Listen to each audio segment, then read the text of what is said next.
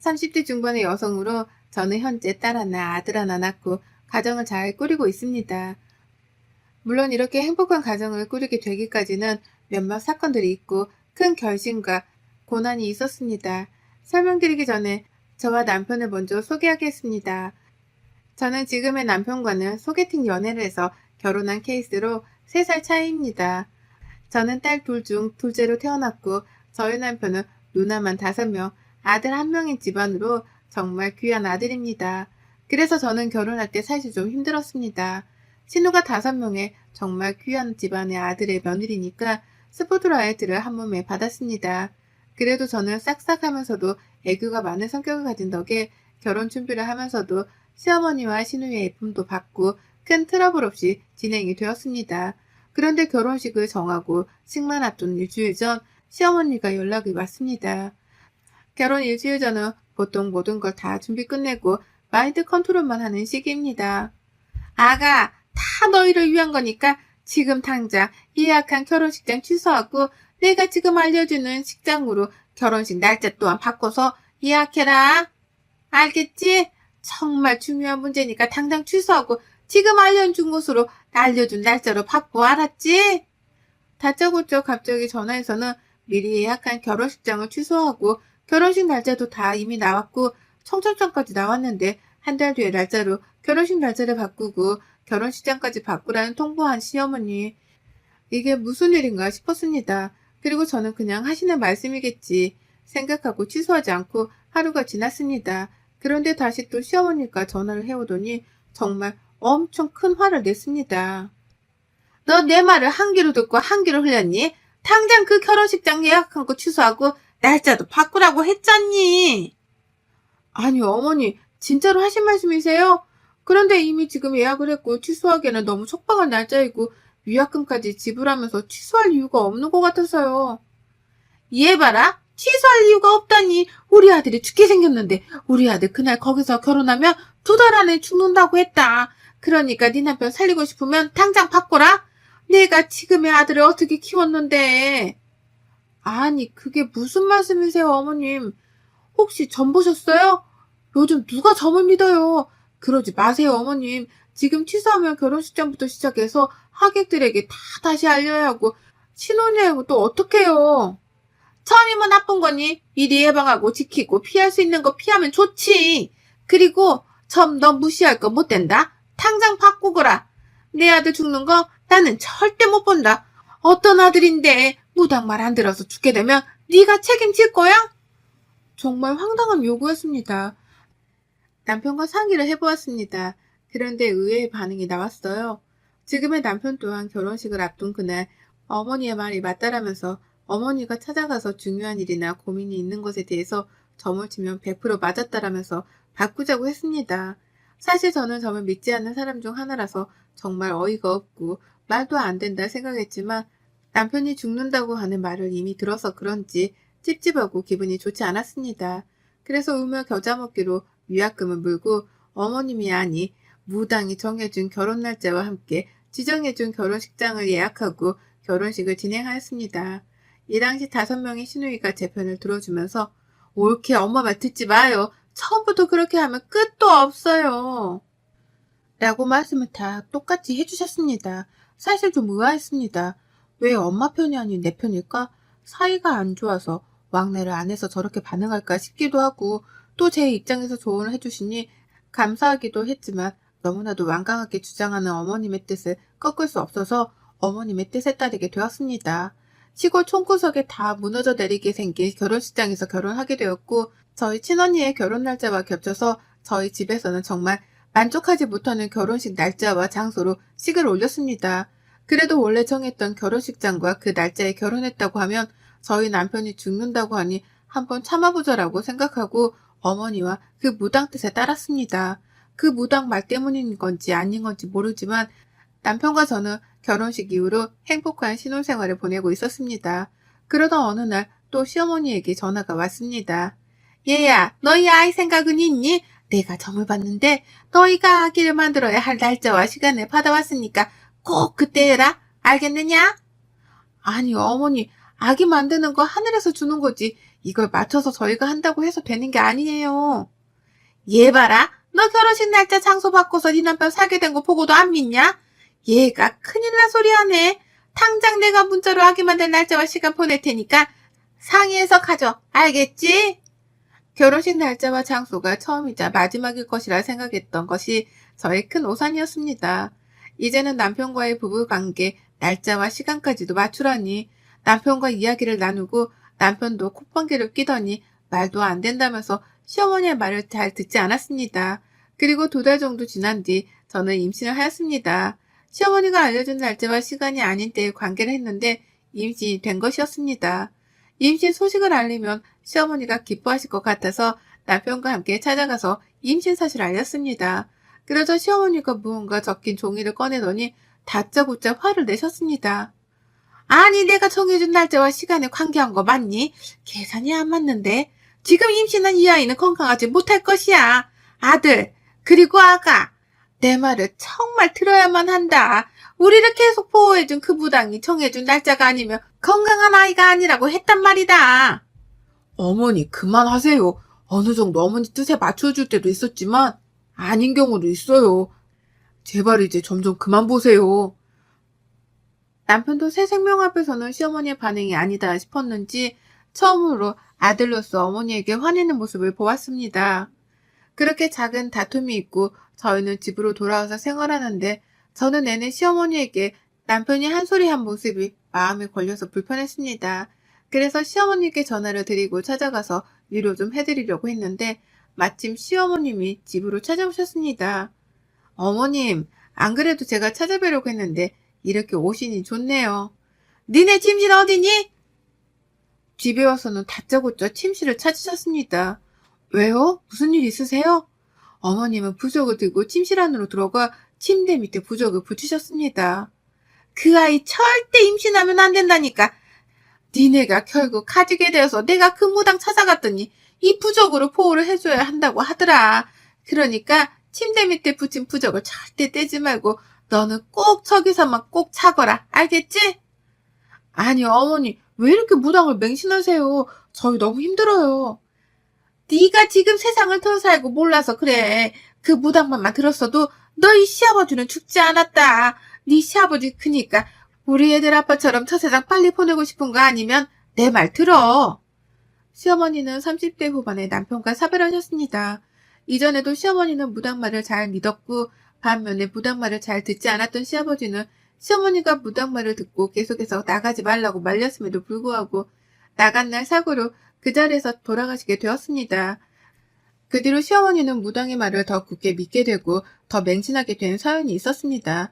하지만 너무나도 지나친 집착이 돼버린 시어머니의 무당 맹신은 저희 부부의 생활과 관계에 있어서 불편함을 주고 있었습니다.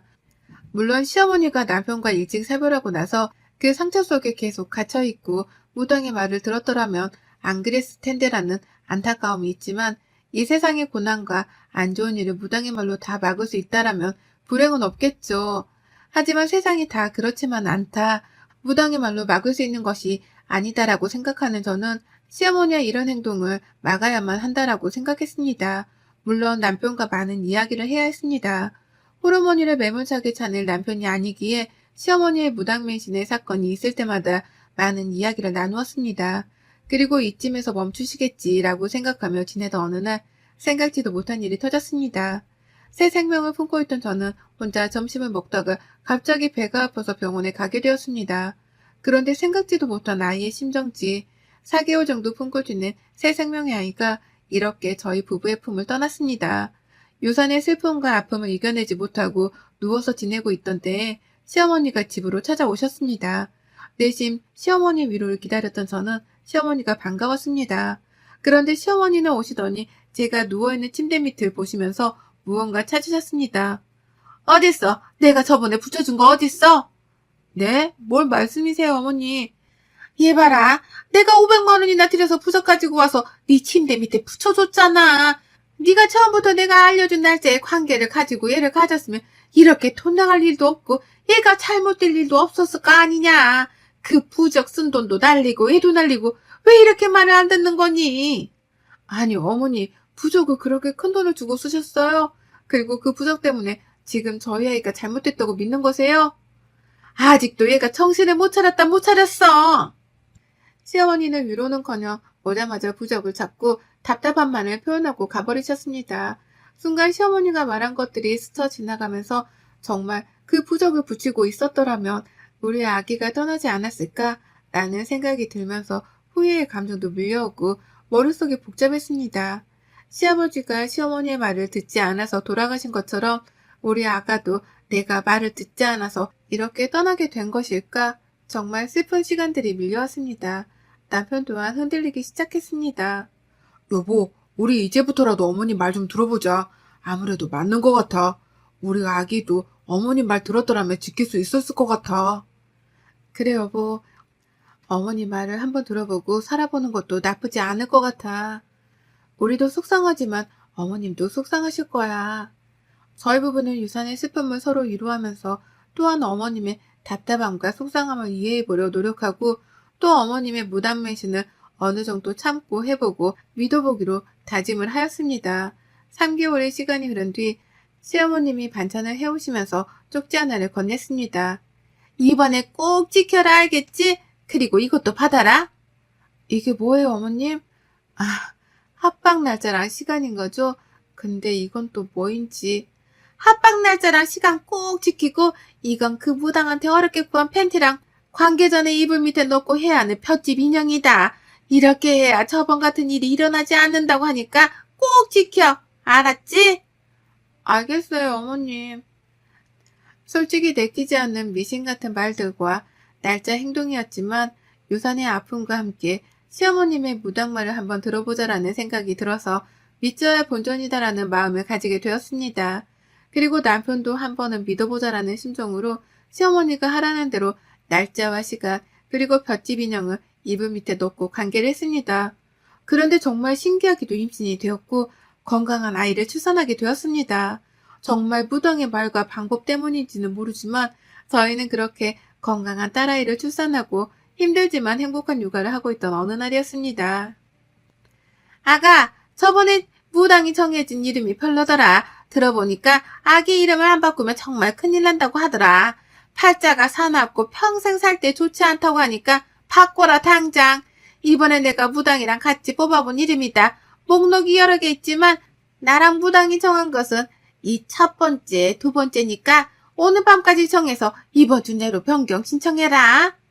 갑자기 찾아오셔서 호적에 이미 저번에 무당과 시어머니가 정해준 아이의 이름을 또 바꾸라고 통보를 하셨습니다. 사실 이름을 바꾸라고 말하기 전에도 출산하기 전까지 그리고 출산 후부터 아이 호적 올리는 날 이름 그리고 출산일 아기가 밖에 처음 나가야 하는 날짜와 함께 정말 사소한 것부터 무당에게 다 물어보고 저희에게 지키라고 통보하는 날이 많았습니다. 이날은 이건 아니다 라는 생각이 들었습니다. 저희 부부가 수긍하고 어느 정도 참는 건 이해는 되지만 이제 소녀에게까지 이런 식으로 무단매신의 행동과 말을 강요하게 된다면 큰일 날 것이라는 직감이 들었습니다. 그래서 그 자리에서 시어머니에게 설명을 하면서 이제 그만하시라고 했습니다. 저도 어디서 이런 용기가 나왔는지 모르겠지만 아마 자식을 위한 사랑의 힘 덕분이었던 것 같습니다. 어머니 이제 그만하세요. 저도 어느 정도 어머님과 그 무당분의 말을 들어보고 참고도 해봤지만 아닐 때도 많았고 피곤하고 불안할 때가 많은 것 같아요. 얘가 또 살만하니까 이러네. 가만 보니까 우리 집안에 네가 들어와서 자꾸 문제를 일으키는 것 같다. 아무래도 그 무당 말이 맞는 것 같아. 그 무당이 그러더라. 네가 우리 집안에 잘못 들어왔다고. 우리 서방 데려간 귀신처럼 우리 아들 데려갈 수도 있다고 하더니만 맞네 맞아. 어머니 그 무당한테 바친 돈 이제 감당 안 돼요. 저희도 그만하세요. 어머님은 재력이 어느 정도 있으신 편이었지만 최근에는 손녀딸 사랑으로 무당에서 점을 치고 부적을 쓰느라 돈을 많이 사용하시고 남편에게 얼마씩 타서는 계속 점치면서 부적을 사오고 계셨습니다. 그래서 저희 또한 그 금액을 감당하기가 어려운 상황이었습니다. 이런 상황 속에서 남편이 다행히도 저와 의견이 같았습니다. 우리 엄마 진짜 점점 무당에 미쳐가는 것 같고 이러다가 우리 가정도 문제가 생기겠소. 안 되겠소. 내가 결판을 지어야지. 남편은 고맙게도 시어머니의 무당매신을 병적으로 바라봐 주었고 아니다 싶어서 어머님과 결단을 내러 시댁으로 향했습니다. 물론 저와 같이 갔습니다. 그런데 마침 시누이 5명도 함께 와주셨어요. 아니, 처녀 때문에 우리 새끼들이 지금 다 마음이 편하고 나를 적대시하며 찾아왔네. 찾아왔어. 아이고, 내 팔자야. 이게 무슨 일이야. 여자가 집안에 잘 들어와야 한다더니 이 여우년이 우리 집안 다 사이를 갈라놓고 내 인생을 망쳐놓는다고 하더니 맞네, 맞아. 아이고야. 엄마, 이제 그만해, 진짜로. 내가 이혼하게 된 것도 무당이 점쳐준 날짜가 아니어서가 아니야. 엄마가 무슨 일이 있을 때마다 계속해서 무당의 조언을 갖다 대고 강요해서 질려서 내가 이 서방이랑 갈라서게 된 거지. 그래요, 엄마. 그만해요. 진짜. 올케랑 우리 동생도 이혼하게 만들 거예요? 저 여우년 때문에 우리 아가들이 나를 다 공격하네. 아이고, 아이고. 아들, 선택해. 저 여우년이야? 아니면 이 불쌍한 홀어머니냐? 내가 너를 어떻게 키웠는데? 한순간에 제가 어느 한 집안을 망친 여자가 되었고, 시어머니는 자신이냐, 아니면 저냐의 선택의 상황을 남편에게 만들었습니다. 남편에 대한 신뢰가 있었지만, 순간 또 그 선택의 순간에 있어서 떨렸습니다. 엄마, 젊은 시절에 홀려대셔서 키워주시고 감사했지만, 저도 이제 성인이고 한 가정의 가장인데, 이건 아닌 것 같아요. 제발 이제 그만하세요. 저는 지금의 와이프와 함께 저희 둘의 힘으로 행복한 가정을 꾸려보도록 노력할 테니 이제 그만 내려놓으세요. 엄마 때문에 내 인생 망가지게 생겼어요. 엄마, 이제 그만. 마음속 아빠도 보내드리고 삶을 통제하려 하지 마세요. 이제 그만해요. 완벽한 삶이 어딨어요. 엄마의 통제 속에 우리가 이렇게 나약하게 되었잖아요. 제발 그만해요. 아이고, 아이고, 내 팔자야. 저 여우년, 저 여우년, 저 여우년이 우리 자식들이 나를 공격하게 만드네. 사람 잡아, 사람 잡아. 저년을 내가 죽여야 해. 무당 말대로 인형 만들어서 꽂아서 기를 다 빼놨어야 하는데, 내 인연. 시어머니는 화를 주체하지 못하고 저에게 달려들며 폭력까지 가하했습니다. 말리는 시누이의 곁에서 컵에 있던 물을 저의 얼굴에 뿌리고 집에 모아두신 부적과 소금을 제 몸에 뿌리면서 분을 표출하다가 주저앉았습니다. 저에 대한 분노와 함께 자식들의 옳은 말에 있어서 한순간에 본인의 삶이 무너져 내린 듯한 상실감이 밀려오신 것처럼 보였습니다. 그리고 자식들의 올바른 판단이 자신의 편이 아니라는 배신감, 한바탕 큰 소동에 몰아붙인 틈에서 정말 다행히도 그 소동 속에서 남편과 시누이는 보통의 시댁의 시처럼 저를 남처럼 대하지 않고 이성적으로 판단하여서 올바른 상황 대처를 해주었습니다. 정말 감사한 분들이며 감사한 남편입니다. 이제야 왜 시누이가 처음에 결혼식 날짜와 장소를 바꾸라는 요구가 있었을 때 했던 말이 떠올랐습니다. 그 당시에는 왜 저럴까 시누이가 이상해 보였던 제가 참 어렸던 것 같습니다. 그때는 어리석기도 시누이가 엄마 말 안 듣고 이혼한 것처럼 보였던, 그리고 그렇게 판단했던 제가 참 부끄러웠습니다. 이후로 2~3차례 정도 어머님이 저희 집에 찾아오셔서 소금을 뿌리고 현관 앞에 부적도 붙이고 했지만 절대 마음을 흔들리지 않고 이성적으로 분별하며 상황 대응을 해준 저희 남편과 시누이 5명 덕에 이겨낼 수 있었습니다. 어려운 그때 현재 토끼 같은 딸, 아들과 함께 행복한 가정을 꾸리고 있습니다. 마음 한편에는 시어머니가 홀로 계신 것이 안타깝지만 더 중요한 것이 무엇인지 저희 가족은 알고 있기에 흔들리지 않습니다. 삶 속에서 어려움과 불행이 다 안 좋다고만 할 수는 없습니다. 그로 인해서 얻을 수 있는 것들이 있고 성장할 수 있기에 저희 가족은 불행과 어려움을 무서워하지 않고 애써 막으려고 하지 않습니다. 오늘도 저희는 하루를 저희의 힘으로 잘 이겨내보려 서로 으쌰으쌰하며 보내고 있습니다.